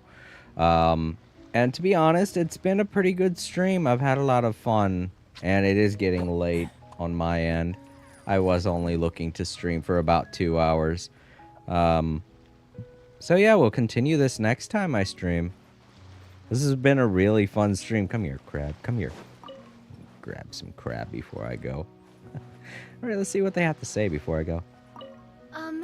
Just between the two of us, could you tell me what it was like to be the Geo-Bishop's pet? It was nothing special, really. Okay, Geo-Bishops don't understand the concept of a pet. So, basically, it just headbutted me whenever I entered its territory. And that hurt? Obviously. Yeah, it hurt. What, something you want to experience for yourself? Yes. Oh, I'm good. Thanks. You could headbutt me any day, Clorinda. Oh, I was about to go over there and help that friend, but it looks like there might be enemies over there. Maybe? Keep up. No, probably not. No, there are. Darn. I don't really feel like fighting. Sorry, friend. Jackson Z. Navia is awkward. She is. And I like her. I like her for that. It's cute. Alright, well, let's sit in our spot. Oh, all the stuff's gone. Yeah. Alright, so we did eat it all. Good. See, Bryce? Well, we didn't finish off some of the desserts, but all the stuff that was on the plates is gone now. And we could save some of the desserts for some other time. I'm pretty sure that the guy who put all this together is going to come back over here and pick everything up. So they'll probably eat the cakes and stuff themselves. Put that pot roast away for another time. Ooh, cool. We can cook stuff too if we wanted to. This is a fun little setup. I can imagine if people were playing this game, Genshin Impact, with other people, and if this this area was still sitting here, they could kind of roleplay and do their own form of tabletop game online. If I had a lot of people to play Genshin with, then that'd be something I'd consider doing. I've always wanted to really find a way to stream Dungeons and Dragons, you know. But that's a conversation for another day. Let's go ahead and check our book here. All right, yeah, we got all of our commissions done. All right, let's go claim our rewards.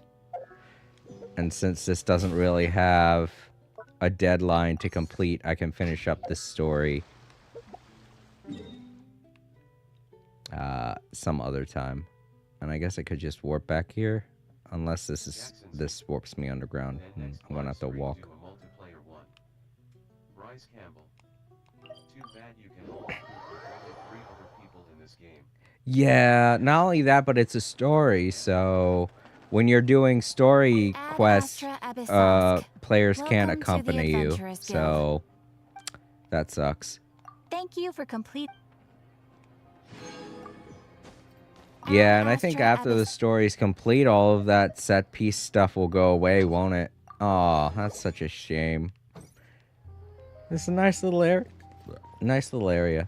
But I'm sure there are a lot of places where you could do that. There are a lot of places in Genshin Impact where you could have that idea and utilize it to its best. Jason and I typically play solo. Jackson. Yeah, we do.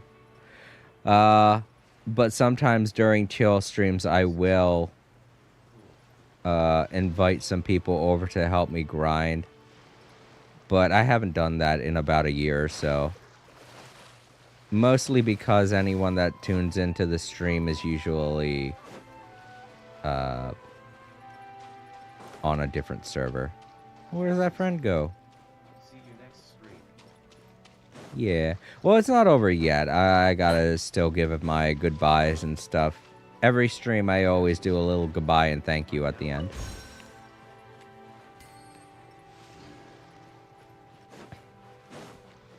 It's a shame we don't see anybody else. I like how there's a tent, too. It's like he predicted people would probably want to stay for the night, so... He's a good man, the guy putting all this together. It's a shame he's not here helping us. Oh, well, it is what it is. I don't know why he was wearing that costume then. He said he was going to, you know, participate as a character and playing a role, and yet he's not here. Well, let's check our Prima Gems. Oh, we got a decent haul, and we got one free wish, so... Alright, everything looks good. Wait, what was that?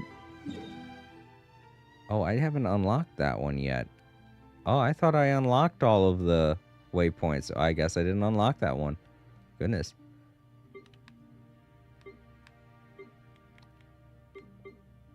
had no idea that one was there. It could be something new. Oh well. I'll check it out next time I play. Alright, let's go ahead and head back so I can give out my thank yous and all that.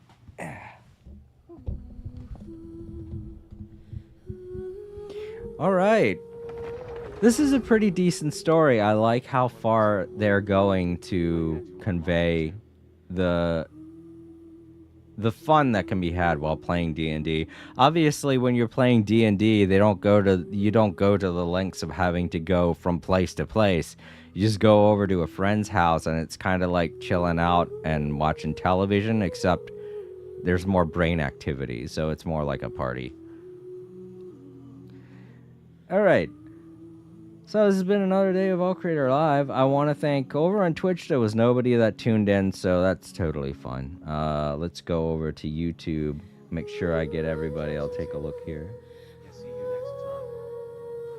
All right, I want to thank Domfy and Jackson and you, Bryce. You, Jackson, you, Bryce. You both stuck around for a long time. It was good having you here. And Jackson, it was nice meeting you. Thank you so much for hanging out, and please consider subscribing. We had a lot of fun today. I'd like to see you stop by again. And Captain Draco, thank you so much for lurking. It's totally cool for you to lurk. I'm okay with people stopping in and lurking for a while. That's cool too. And Cookie, thank you for stopping in and saying hello. It was very kind of you. So many people tuned in today. We had a lot of fun. It was great. OKYW, I already subbed. Oh, thank you for the subscription, Jackson. Yeah.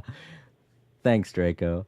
Alrighty, everybody. Don't forget to, if you're watching in the archives, don't forget to leave a like, share, comment, and subscribe if you have not already. I don't know for certain if I will be streaming tomorrow, but I will try, because I do want to learn the rest of this story and whatnot, and see what else there is to Cloren's pretty long side quest, or a pretty long story quest. It's really good. I like it. I love everything they've done with this one.